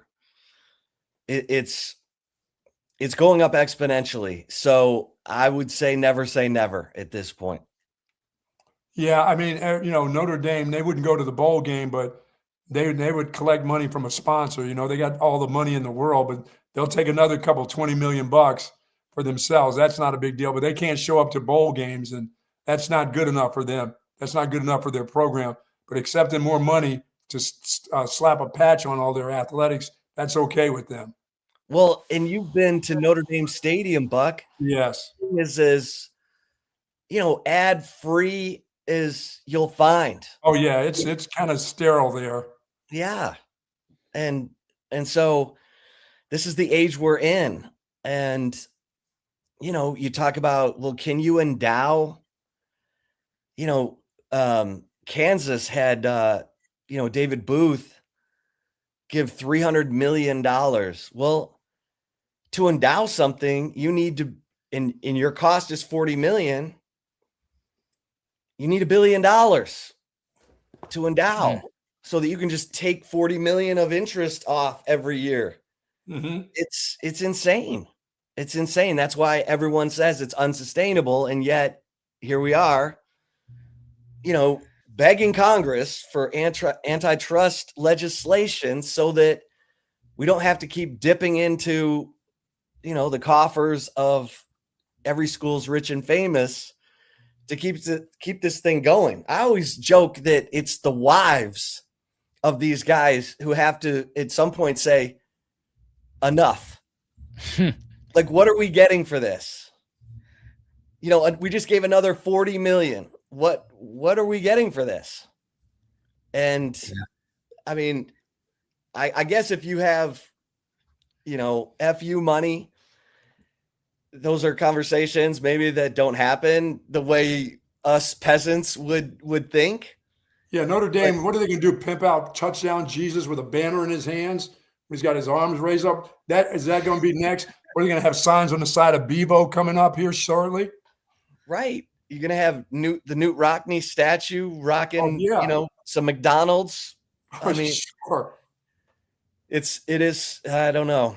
Chip, do you think, I mean, once again, like you said, and I've been saying, never say never. They'll never touch the helmet. Not, I said the word never again. Will they touch the helmet eventually? I mean, if you can get something for the jersey and you can get something for the helmet and you can get something for the wristbands, I mean, you're going to look like a NASCAR sooner or later. Those fishermen, those professional fishermen. Oh, yeah, the bass guys. The race car drivers, they got Dell on their neckline. They got, That's incredible. They got 20 sponsors on that uni. Yeah, but, BK says, Chip, and I'm in agreement, that's not going to stop you from watching your favorite team. No, it's not. Because they got a patent. That's not going to stop that. That's not enough to stop you. I think somebody will speak up if you ever did anything to that Longhorn helmet. I know I told BK I worked for a guy who was ready to change some things at Texas after winning the Big 12 championship, only to find out a year later he was gone. Well, he didn't have a great year, but he was wanting to make some uniform changes, and somebody said, enough of this dude, out of here. Yeah. Is that the same guy who said, they got to live with the Big 12 championship and they're going to have to live with this too? Yeah, that's the guy. The Route 66. Oh yeah, that's the same guy. Yeah, that didn't last long. That's amazing. Chip Brown, horns247.com. I'm sure if that guy found a deal that was going to net Texas $20 million a year with those uniform changes, maybe they would have kept him around a little bit longer. That's a lot of money. That is a lot of money. Our weekly Chop It Up with Chip segment, of course, brought to you by Cover 3. So, Chip, talking about the current Longhorns, we talked to you last Wednesday, right before Texas Day at SEC Media Days, but you were obviously out there in Tampa. Maybe your biggest takeaway or what you learned from the Longhorn contingent last week. Well, I'll start on the offensive line because everyone's worried about the offensive line, and Trevor Gooseby was one of the representatives, obviously, at SEC Media Days. And I just found it, interesting that he said he has bonded so tightly with Melvin Siani and Lawrence Seymour that he considers them two of his closest mates on the football team. And we talk about, those veterans. They've been through it. Melvin Siani's at Texas because he wants to win. He wants to win a championship. He was at Wake Forest, and they weren't winning anything. I mean, they knocked off my SMU Mustangs last year and took them out of the ACC title game. Thank you, Melvin. But I think there's got to be improvement in that offensive line because of the experience. Mm-hmm. They bring in almost, they bring in 2,000 more college snaps to start the season than they had a year ago. That's got to matter. Now, I understand the interior of the line is where the problems were last year, and the interior of your line is the place you need to be the most reliable for protection purposes and to run the football, inside, and especially a team that struggles in the red zone. So it's going to be fascinating. Of course, we're watching the Cole Hudson thing. We now know there's an August 3rd hearing on his attempt to, secure an injunction that would allow him to play another season of college football at Texas, even though, he played all 4 seasons. His thing is, I didn't redshirt. I shouldn't be excluded from this 5-for-5 new rule that has come down. And if he's successful, then you're probably going to see every, student athlete who played 4 years without redshirting say, me too, let me get in this. And that will make for some awkward conversations between coaches and incoming recruits because they're not changing the roster size. But, so I think there's positives there. Colin Simmons talked glowingly about Justin Cryer at linebacker, the Florida State transfer, talked about how smart he is, talked about how quick he is to see things and make calls. And you want that at your middle linebacker position. Obviously, Raheem Biles is an ideal weak side linebacker. Ty Anthony Smith, I think every Texas fan loves the trajectory he's on, but he was out for the spring. Yeah. Will Muschamp, wants to see it for himself. Sure, Johnny Nansen can tell him how good Ty Anthony Smith. And I think Ty Anthony Smith is going to be heavy in the rotation, because he can play middle, he can play weak.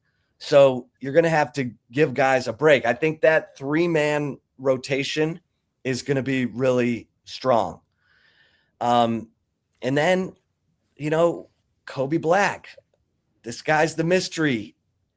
He could be the X factor because it's Jelani McDonald and who at safety. Is it Jonah Williams? Is it Derek Williams? Is it Xavier Filsaime? Or is it Kobe Black, Jelani McDonald's teammate from Waco Connolly? So I think, I think the defense is, and obviously the strong side defensive end, a lot of conversation there because Colin Simmons said Justice Terry is ready. And Justice Terry, we know, one of the highest profile recruits and had the shoulder surgery. Colin says he's ready to go. He's an absolute beast. You got Lance Jackson over there. You got Zena Umazulu over there, and you got Richard Wesley over there. And Richard Wesley is this freak who just has this, unbelievable ability as a young freshman, blessed with, physical size at the age of, 17, 18 years old. And they all talk about Richard Wesley. So I'm fascinated. I mean, I think there's some, all those guys over there on that strong side, because I remember watching the Florida game in the Swamp and going, Colin Simmons is playing the run. Like, he's playing the run better than I've ever seen him play the run. And he kept getting better. And he's the whole package now. Lance Jackson can rush the passer. He was getting whipped in the run game because he didn't have his eyes right. He didn't, he's got the size, the strength to handle it, but he wasn't taking the right steps. He didn't have his eyes in the right place. All those guys have to prove that. Because otherwise Muschamp will, he'll put Murad Watson out there. You know what I mean? He'll put 3 defensive tackles out there to make sure that the run gets stopped before, Sure. And he'll move guys around and shoot gaps to get the pressure on the quarterback. So I think they're covered on the defensive side. My biggest question mark coming out of SEC media days is probably the kicker, Gianni Spedic, who came from Memphis, missed, he only hit 75% of his field goal attempts last year. He has a higher percentage of field goals made from 50 plus than he does from 40 to 49, less than 50% from 40 to 49. But has a big leg, kicked a 55-yarder last year. So, he spent 2 years at Ohio and then 1 year at Memphis. And his best year was his sophomore year at Ohio. So Mason Shipley came through when you had to have it against Kentucky, hit the 53-yarder, hit the game winner in overtime. In a tough SEC 9-game, you're going to have a couple of field goal games, and you better have the guy who can hit them. There's no doubt about that. Chip, over the last week now, as the Big Ten is starting to, have their days in Chicago, a lot of talking for them. Their commissioner is, he has a lot to crow about over the last couple of years. That's for sure. Where Sankey did a lot of talking about, the 9 games, playing 9 games in conference, and top to bottom, we still are the best. Boy, their commissioner went right back at him and said, "You really think you're the best? Seriously? We just want to know who holds the trophy over the last couple of years at the end of the season." And that's unusual for them in the Big Ten. But they do have a lot to crow about. They really, really do. But I was really surprised that their commissioner came right back at it, because he's probably heard a lot after, the SEC had a lot to say about their top to bottom of the conference. So I was real interested in hearing him talk. He's got that stage right now. And so, he's got to let everyone know, hey, 3 in a row, two can be a coincidence. 3's a trend. Yeah, that has to stop this year. This has to be the year that not only does an SEC need to be playing in that game, but they need to win that game, because enough all this Big Ten talk. Well, that's why this Ohio State game is so big, because it's not just big for Texas and their attempt to have a special season. It's a plant the flag game for the SEC, and Texas playing that game at home with the obviously Julian Sayin, Arch Manning, unbelievable quarterbacks. But Texas maybe has the edge on defense, maybe, because Ohio State lost Caleb Downs and Sonny Styles and some of the guys up front, but they always recruit well. And we know Matt Patricia had a great year last year. I'm wondering how great he'll be without Caleb Downs and Sonny Styles. And then you got Arthur Smith over there running the offense now, which is interesting. So I think this is a huge game, just like Oklahoma at Michigan. Yes. You gotta take care of business against the Big Ten in these early games. Send the message that the SEC's got the teams to get it done this year. Yeah. Chip Brown, horns247.com, joining us here on Bucky and BK, our weekly Chop It Up with Chip, presented by our great friends at Cover 3. My last question for you, Chip, going back to SEC media days. You talked about Trevor Gooseby. You talked about Colin Simmons and what we heard from them. Did we learn anything new from Arch Manning? I know he's so well trained in PR. His answers are like 7 to 12 seconds long. He's not going to give you the bulletin board material. He's not going to guarantee that he's going to win the Heisman or Texas is going to win a national championship. But anything stand out to you from what you heard or saw from QB1 in Tampa? Not really. I mean, I think he's a more confident guy. And, you wonder, though, if it's going to take a minute. Maybe it's the Texas State game once he gets back out on the playing field, because it took such a ramp up last year. And then by the end of the year, he's playing great against Michigan. He goes Superman in that game. But he had the foot surgery. He didn't go through spring. It's kind of a deja vu because he's right back up there among the Heisman, candidates. And everybody's looking at him. Although, the SEC has some really elite quarterbacks. Trinidad Chambliss, Gunnar Stockton, Sam Levitt, who Texas fans saw at Arizona State. So, I'm just curious to see if he's put all of that stuff out of his mind, if he's got that tunnel vision where he's ready to just hit the ground running and just elevate the entire season, because that's what it's going to take. The sign of a well-coached team is week-to-week improvement. And it's got to happen that way. When you're playing Ohio State in week 2 and you're on the road at Tennessee in a crazy environment, which I think Texas will handle that. But, if Arch has, anything going on in his head other than just executing that play, it could be a sluggish first half. It could be, and then teammates are looking at him going, wait, what's happening here? And then there's a ball that skips in the dirt or whatever.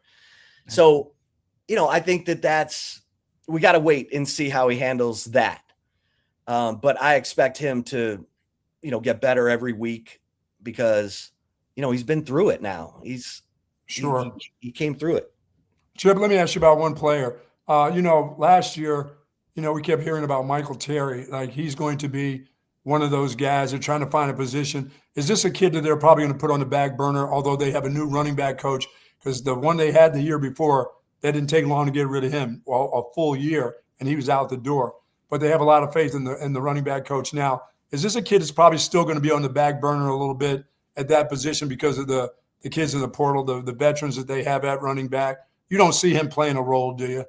I don't, but I don't get the Michael Terry situation. Well, I didn't get it either, but I don't feel like he has a position. He's a super athlete. But that is a weird thing that you come in and you're a great athlete, but you don't really have a position to play. You're too tall to be a running back. You don't have the explosiveness, and you're not big enough to be an outside backer. They're just going to have to find a place, but he's not going to be. They got too many running backs now, don't they? Yeah, if Michael Terry's playing, something bad has happened. Yeah, okay. There's been an injury. The plan, and Steve Sarkisian, I asked him point blank, like, do you think you'll have a clear number one at running back? Will it be Raleek or Hollywood? He's like, no, we didn't bring in these guys for one of them to be a backup. They're gonna rotate, sure. And then Derek Cooper, who right, by all accounts, Jabbar Jalouk told me the guy has picked up the whole blitz protection, bragged to him after, practices. I had 5, blitz pickups today. And so those are the 3 I'm rolling with. Sure. And Michael Terry and James Simon. James Simon showed us some flash. Michael Terry, it just feels like he doesn't have a position. Now, I could be dead wrong. He could be having the best summer and be the most determined guy we've ever seen. And suddenly, wow, okay, there's Michael Terry. But, coming out of the spring, it just was like, this feels a little forced. Yeah, it feels to me like he's just a guy that probably won't be here next year. He'll be at another division level of football because he wants to play the game. Right. You know, and he can't be waiting around here forever. Yeah, I'm with you on that, Buck. I just don't see it yet. Yeah. And we'll see. We'll see. There's still time going into year 2 for Michael Terry III. Chip, great stuff as always. Before we let you go, tell the folks about what's going on at horns247.com. Yeah, come on over to horns247.com. Become an annual member. You get a free subscription to Paramount Plus. So if you're a UFC fan, you're getting all those fights without, doing the pay-per-view, and all kinds of content heading into training camp. So come on over, become an annual member. You get VIP access to all the team sites on the 24/7 Sports Network. And the Insider comes out tomorrow. There we Always go. Some juicy stuff in there. That's must read every single week. Chip, you're the man. Appreciate the time, and we'll talk to you next week. Thank you, Chip. Appreciate y'all. There he goes. The great Trip Brown, horns247.com, and our weekly Chop It Up with Chip segment presented by our great friends at Cover 3, the best sports bar in town. 2 locations, one in Austin on Anderson Lane, just east of Mopac, the other up in Round Rock. TVs everywhere, the cold drinks, the great surface, the comfortable chairs. They've got the right games on. They've got the sound on the games as well. But what really separates Cover 3 from any other sports bar that you've been to in the past is their food. Something for everyone. Buffalo chicken sliders are so good. The brick chicken mac and cheese is my favorite item on the menu. Their burgers are ridiculous. Great chicken sandwiches, great wings, great flatbreads. Telling you, something for everyone. It is high-end, elevated sports bar food. If you're looking for a place to watch any football game this year, any baseball game, whatever you want to watch, go see our friends at Cover 3 Dining Spirits Sports. I felt bad because we had heard about Michael Terry, and I just was thinking, man, this has got to be a year today. They got to at least find a place for him, and they may have a place. It's just not. There's just numbers wise. There's no way to break that, And eventually, you're going to want to play. You're at some level. You're going to want to play football, and if you're good enough to come to Texas, you're good enough to go to a lot of schools and be the guy there. Yeah. And we're talking about a former 5-star recruit too. And obviously it's not the Texas coaches who call the guy a 5-star. It's national people who do this for a living who's like, no, this guy is a supreme talent, and he was being recruited by pretty much everybody in the country. But yeah, you look at the sort of 3 positions that he's been linked to since getting to Texas, like wide receiver, that might be the deepest room on the team. There's no space for him there. Running back, you went out and added 2 first-team all-conference players, and you signed a 5-star freshman who is a natural running back who you feel really good about. Tight end is kind of the other one, and you've got, 4 tight ends. None of them are super proven yet, but 4 tight ends who are probably ahead of Michael Terry III on the pecking order. So it's and you just can't flip a guy to be a defensive player. He's been an offensive player for so long. Can't tell that guy, we're going to make you an outside back, or you're tall enough, you can put on the weight. Yeah, he'll look at you and go, you mean like I'm going to tackle somebody? Are you kidding me? Well, he did some of that in high school, but, to go from a year of not doing that in college to all of a sudden you're doing that, I just don't know. I hope it works. I hope they find a role for him. No, he'll be gone. But, as Chip said, I mean, for this year in particular, and a lot of those guys who are high up on the depth chart at running back, wide receiver, and tight end are going to be gone after 2026. So that could open up some doors for Michael Terry if he does decide to stick around beyond 2026. But for this season, it feels like something. A new running back coach with new running backs. You don't have time to be trying to figure out if the guy, is he really a running back? You don't have time to spend doing all that. Like Chip said, it feels like something would have to go horrifically wrong for Michael Terry to play. That's not just one injury. That's like 2, 3, maybe that's 4. You're right. James Simon, who's been around, has a better chance to be that guy. Because you got a Brown or Smothers, and they're both going to play a lot. And then you've got Cooper right behind them. And then, Ryan Niblett, I know we've talked about him a lot. I know he's not a traditional running back, but in terms of running back snaps, he'd be ahead of Michael Terry, I would think. Yes, he would. Yeah, Michael Terry would be the 5th or 6th guy. Yeah, and then James Simon right there would be 5th, and then that's probably where your Michael Terry conversation would start. So I'd have my stuff. My stuff would have been packed. sometimes in your mind you should get it before you get it. You know what I mean? Yeah, we'll see. But some kids like it once again, guys develop differently. And if you don't have a position, what do? You love the school, you love the university, they've given you a scholarship. They haven't told you to go pack your bags. It all depends on what you want to do. And if you think you're a good enough athlete that you still want to stick with that position, hell, you could be a guy who's a damn redshirt junior that may come around at some time. Because guys, like you said, guys are going to be leaving. It's not like those two dudes are sticking around. They're going to be gone. No, you're right. And I don't know all the specifics of Michael Terry. I mean, nowadays, Buck, obviously exit interviews have been things with coaches and players forever. But nowadays, part of the exit interview is about NIL.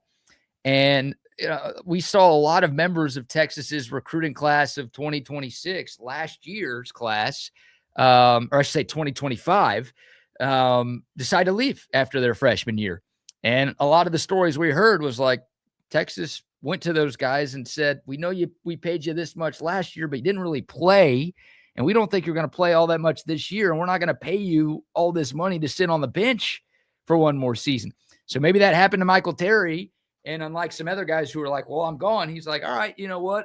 I'll take a little bit of a pay cut. I'll stick around, whatever. I like it here. There's a lot of guys that aren't all about what the money is, even if they can get a little bit somewhere else. They just, once again, they like the university.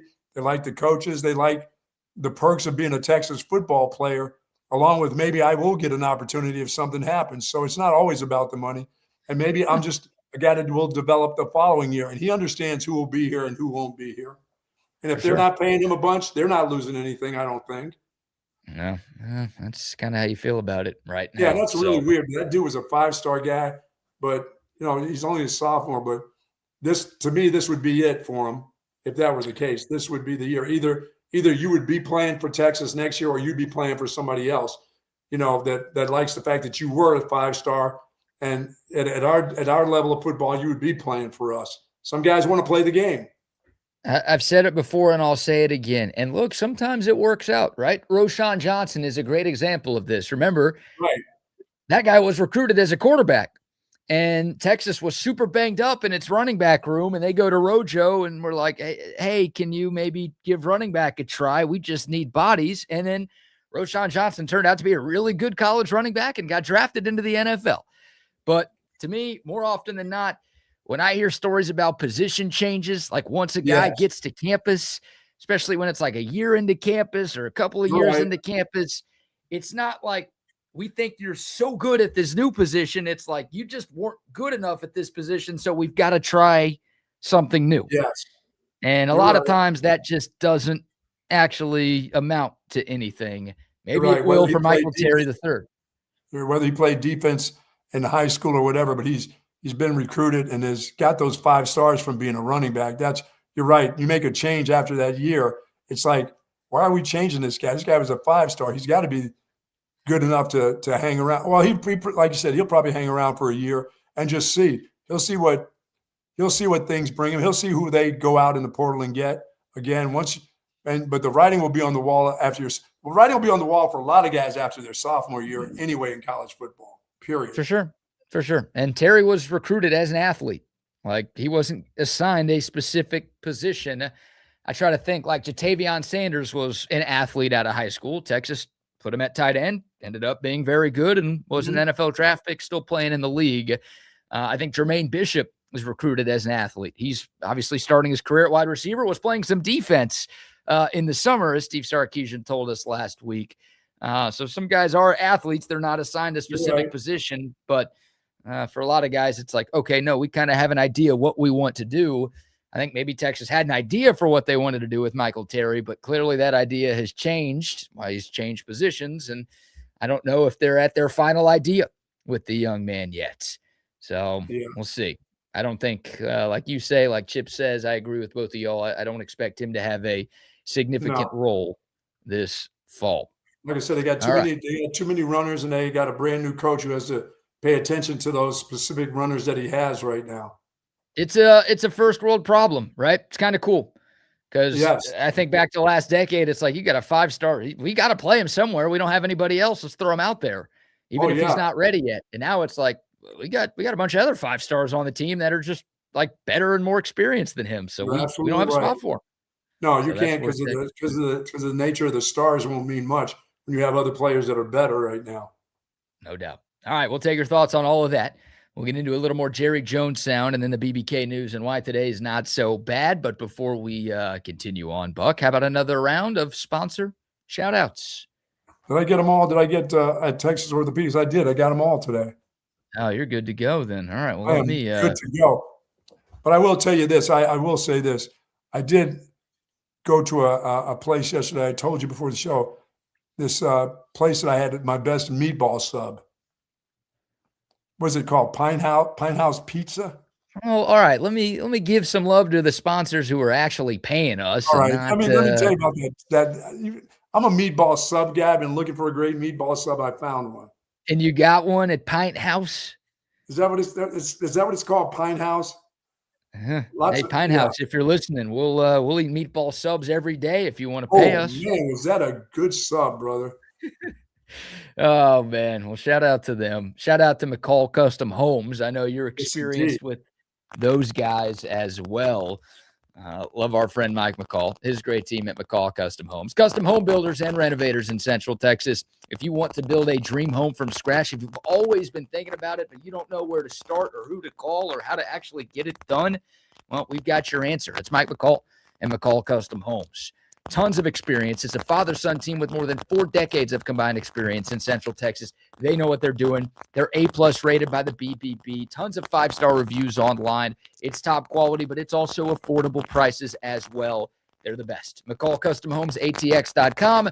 You can call or text Mike McCall directly. Great guy, big Longhorn fan, big-time listener of the show. He'll take care of you.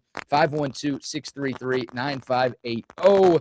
Again, call him or text him. That is his cell number for McCall Custom Homes. We build value into your home. And also some love to Dr. Chad and his great team at Sleep Cycle Centers. Don't mess around with your sleep. It is the most important thing that you do each and every day. If you snore, if you're tired during the day, if you're drowsy, you know when you're not sleeping well. You know when something is off. Stop just drinking 15 cups of coffee every single day. Stop. You might try to go to bed a couple of hours earlier. If your sleep quality isn't good, it's not doing anything. You're wasting your time and you are hurting yourself. There's a good chance you have sleep apnea. More than 22 million Americans have undiagnosed sleep apnea. If any of those problems that I just mentioned sound like you, or maybe your significant other, or roommate, or partner, whatever, go see our guy, Dr. Chad. Free consultations for listeners of this show. $100 off an at-home sleep study if you mention this show. Great team, great technology. They've got a bunch of different ways to make your sleeping problems go away. SleepCycleCenters.com. That's the website. 2 Austin area locations, one up north, 183 and Breaker, the other in Lakeway off of 620. SleepCycleCenters.com. Oh, your sound sounded like you had a meatball sub in your mouth. I sound like that? Yeah, it's kind of scattery. Yeah. Oh. Yeah, I've got this like travel setup, obviously still on the road, and I guess the computer that I've used for these road shows for a long time, it's starting to slow down and crap out a little bit on me. So that would be a nice. I know about computers. If you take it and you throw it at the wall, and then open it up again, it may work. Should I try that at my girlfriend's parents' house? You think they'd like that? Oh, is that their big screen behind you? Yeah, throw it at their big screen. See how that goes over. Yeah, why not just break one piece of technology when I can break 2? Get it done, man. Get 2 screens broken. So, yeah, we'll get that. I don't know if I could survive the week with this. I might go to a freaking Best Buy up here and get it done. I was hoping to make it till the weekend when I'm back in Austin before paying a bunch for a laptop, but sorry that I got meatball mouth. Yeah, meatball mouth. You had meatball mouth going on. That's all right. We can handle it. I got meatballs in my mouth. Well, that's what the people are saying out there. I don't know. I don't know if it's just scrambled. Maybe it's just scrambled to me. It's staticky. Yeah, somebody said static. I trust y'all. I trust y'all. This time it's on my end for sure. I can't blame Rectum for this one either. What? You can't blame you can always blame Rectum. Well, my record's having some other problems, but nobody needs to hear about those. All right.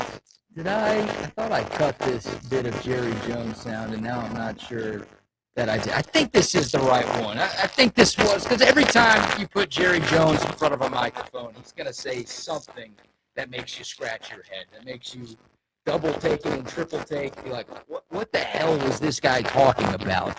I think this was the moment yesterday. Again, Cowboys State of the Union press conference, training camp underway in Oxnard, California. So we got to hear from Jera and Steven and Shotty for the first time in a while. Jera was asked about expectations for the Dallas Cowboys here in 2026. The typical question that he gets asked every single year. And here was part of Jerry's response to that question. Pay attention to this. I think we've got a chance to really be good. It's going to be hard. It's going to be nip and tuck. As old Switzer used to say, we're going to burn some of these wagons on the way to California for firewood. We're going to lose some folks. We're going to have some barn, but the wagon train's going to get there. So bottom line is, I love the excitement. You guys, for all practical purposes, don't expect us to be a contender in the Super Bowl. Y'all don't. Why would you? I like that. I do. Please tell me that, as wacky as people have heard me for years, and I go off on tangents, I don't sound that bad. Please tell me I don't get to that point.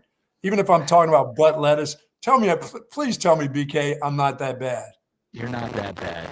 Okay, because that guy wagon trains in the wood falling off the chuck wagon and the grilled cheese and the cheese steak. I mean, whatever the hell he's talking about. My goodness. Now, in Jerry's defense, he's got, 12 years on you? Yeah, he's got a full 12, 13. So maybe he's 83 and you're 71. So maybe when you are Jerry Jones's age, you might be sounding like that, but you do not sound like that right now. Let's start of that again here. Nick, in the bud, burning wagons, Switzer used to. Let's try to decipher this here one more time. I think we've got a chance to really be good. It's going to be hard. It's going to be nip and tuck. As old Switzer used to say, we're going to burn some of these wagons on the way to California for firewood. We're going to lose some folks. We're going to have some barn, but the wagon train's going to get there. So bottom line is. And the thing about him, when he says Switzer used to say that, I probably would agree. Switzer probably used to say that same crap, Jerry. I can buy that. I can buy that Sooner talking like that for sure. Man. Nick and Tuck and Jones and whatever. I don't know, man. I don't know. Like, burning people, we're going to lose some people. Did people die on the Cowboys trip to Oxnard? Did that happen? I don't know. Yeah, that's so sad. And people are going to be born? Like, did they birth some people on the team trip out there? I didn't know they were taking wagon trains out there to California. All right, you're gonna talk, because I'm looking at the comments now, and everyone says I sound awful. So I'm gonna leave for a second and come back. So you got to talk for like 2 minutes about whatever you want. 1 second. Yeah, I'll just say this about Jerry. He gives us everything that you don't want, but you got to have him. You just do. I mean, I look forward to, even on the crazy Tuesdays when he's talking, I look forward to hearing Jerry Jones and seeing what he has to say about the team that he is just. I believe they're going to win the division this year. I feel good about what's going to happen on the field. I just don't know what he adds to it. I don't know if he's in a bunch of this decision making anymore. You know, I think his son is the decision maker. I think Jerry still has to sign off on it, but I surely hope Steven is the guy who's making the decisions for this team. Ugh. I do. I mean, I can't believe that old dude is making decisions. I mean, when he just the first stuff that you played, when he's talking about garbage in, garbage out, really. And I don't know what we have as a team. Yes, you do. You know what you have, Jerry. You went out and did some things in drafting to upgrade some positions. You know how bad your team was last year on defense. And yeah, there's more you got to do, but Don't trade in. Nobody wants those dudes. There's nobody that anybody wants that's on your defense that you're going to upgrade yourself with. They're not. I don't think. Hopefully, I sound better. Do I sound any better right now? You do sound better. Okay, it seems like most of the show was fine, and then something took a turn recently. Apologies for that. I don't think Jerry would be trading players for players. I think it's like they would trade. They still have a couple of extra draft picks from the Micah Parsons trade, and I think it would be something like they would trade those or one of those to get somebody to help their team this year. Okay, yeah, that makes some sense. But you're not trading 4 bad players to get one that's not going to be a great player. He's not giving away anybody on his team. No. Well, that wouldn't make sense. Like the Cowboys should actually be all in. I know they've said that in the past and they actually haven't been, but you've got the highest paid quarterback in football, a guy who's in his 30s. He's no spring chicken anymore. I mean, who knows what happens with George Pickens after this year? He's got 1 year left on his deal, but he's in the prime of his career. CeeDee Lamb's in the prime of his career. Quinnen Williams is in the prime of his career. Like, you've got a lot of talented pieces that aren't getting any younger. So, like, going all in with what you've got would actually make sense. Now, the Cowboys didn't do that in the offseason. They weren't major players in free agency. No. They made a couple of trades, but they didn't make any blockbuster kind of trades or anything like that, which is par for the course for the Cowboys, and it's part of the reason why we're still in the same spot every single year talking about this team. So, like, I would be in favor if the right guy is out there and making moves like that. The problem is the Cowboys have been kind of dipping their toes in the water. It's like they want to, the Micah Parsons trade, you trade a player like that, it's because you're rebuilding and you're rebuilding through the draft. But then the Cowboys go out and trade for Quinnen Williams a couple months later. That is a win now type of trade. So half the moves they make are let's rebuild, and the other half the moves they make are let's win right now. They've got to stop doing both. Yeah, and that would help. Tell me you can get Max Crosby right now from the Raiders and give up whatever, give up next year's whatever, give it up. It's now. Those guys that's a now kind of guy. Well, Jerry was asked about Max Crosby yesterday. And remember, Max Crosby's still on the Raiders. The Ravens had agreed to a deal to pick him up. Everything seemed to be just fine. And then he failed his physical, so the deal never went through. And now he's back in Vegas. The Cowboys were linked to Max Crosby for a while before that Baltimore deal ended up happening. And Jerry was actually asked yesterday, like, okay, why did you walk away from Max Crosby after that Ravens deal fell through? Here was what he said. We didn't. No, no, because there's nothing more to elaborate about, but we did not walk away. That's about all there is to say because, we understood his injury well.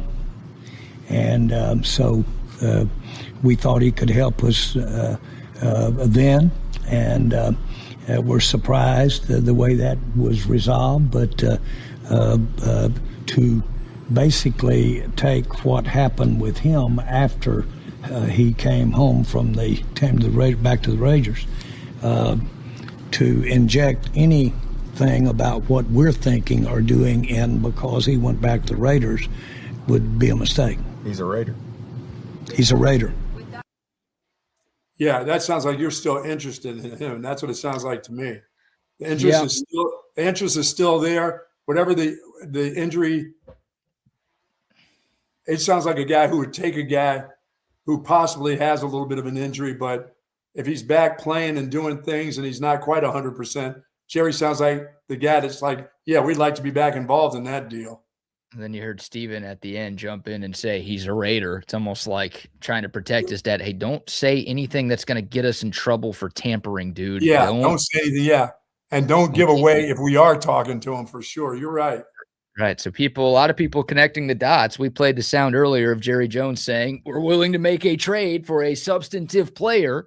Right. And then he was asked about Max Crosby, and he didn't really close the door on a Max Crosby deal. So is that the potential? And again, Jerry Jones said yesterday he had talked to an owner of another team about a trade. So was it Vegas? Was it about Max Crosby? Was it about somebody else? Maybe we'll find out. Maybe we'll truly never know. But like you said, he didn't really slam the door. It sounded like he was giving something away there. He's like an old man that can't keep a secret. That's what it sounded like. Oh, yeah. Well, he wants people talking about him, and he knew saying stuff like that was going to get people Yes, talking about him because Max Crosby's absolutely. still a big name, and the Cowboys are still the Cowboys, and that would be a pretty massive deal at this stage in the offseason that you typically don't see at this stage of the offseason. So if it happens, it'd be front page news for sure. And of course, But his son is saying, "Chill out, Dad. Don't be messing around, tampering. Don't let people know that we're talking to this dude anyway." yeah, way to go, Tommy boy. Way to make yourself useful for There you go. once. All right, real quick, let's get to an abbreviated edition of Why Today's Not So Bad. Buck, sad news for me. I think good news for you, since you root for the wrong tour and I root for the right one. Yes. According to Flushing It Golf, the Live Golf Team Championship, which was supposed to be held August 27th through the 30th at the Cardinal at St. John's in Michigan, has been canceled. And an official announcement is slated to come perhaps as soon as today. Weather? Is there a weatherer that started predicting bad weather for them?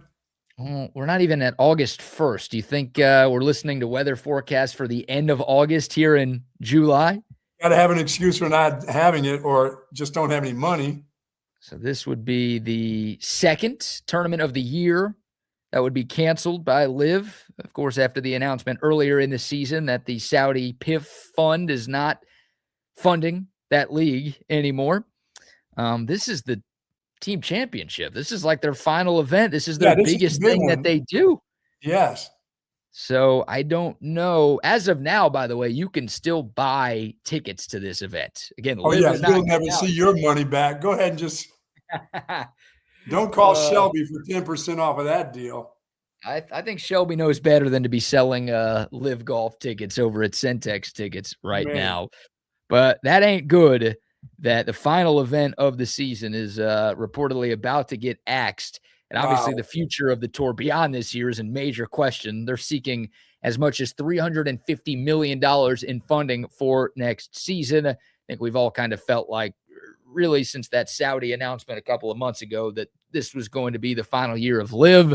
Now it doesn't sound like they're going to even make it to the end of this year. Watch those rats scurry off that ship. Where do they scurry to? Oh, they're going to try. They're coming back to the PGA Tour.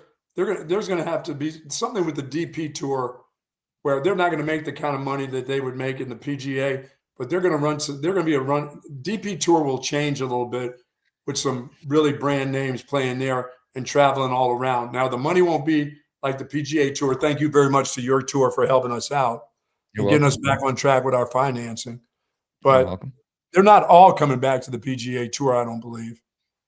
Yeah, I don't know if the PGA wants all of them back, and I'm curious what that process is going to be for these guys to return to the PGA Tour. I mean, you've got dudes like Bryson DeChambeau who basically already come out and say, no, I'm just going to do YouTube golf. Like, I don't want to go back to the PGA Tour. Maybe you'll have some other guys join him in that. Like you said, maybe the DP World Tour will maybe there's another tour that's going to start up. Who knows? But it does feel like Live is nearing its end. And they had a tournament last week. Like, they take some time off, a break for all the majors and whatnot, because obviously a bunch of Live guys end up playing in those. But they had a decent crowd by Live standards. They played in the UK this past weekend, and it seemed like it was all systems go once again. But yeah, the money, it's kind of important to be paying these guys what they're supposed to be paid. You kind of need somebody to fund that, and they don't have that right now. No, those guys are not going to be playing for free. That first check that you gave in that first year, those huge checks, they still would like to get some of that money back again if you're in the year number 3 of this madness. And our final story of the day, unless you have anything else you want to throw in on that one, Buck. No, I'm satisfied with your tour going to the Deep Six. Yeah, well, I'm dissatisfied that we never got Live to sponsor this show. We could have saved them, Buck.